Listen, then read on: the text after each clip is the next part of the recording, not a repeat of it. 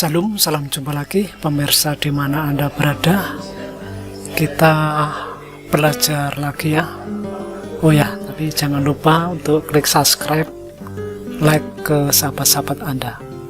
Jadi kita menggabungkan tempat tanggal lahir menjadi satu teks. Ya, bisa kita tuliskan rumus sama dengan C4.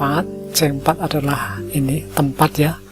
Terus simbol N, tanda petik ganda, koma di spasi ya, tanda petik ganda, terus simbol N lagi, tuliskan tag, buka kurung, kita klik tanggal lahir,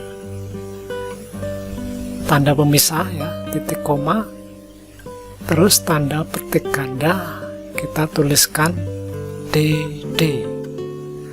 Untuk pemisah bisa spasi, bisa min, bisa garis miring ya, MM, terus tanda pemisah Y nya 4 kali, tanda petik ganda, tutup kurung. Ya, sekarang kita lihat hasilnya. Nah, sudah jadi ya.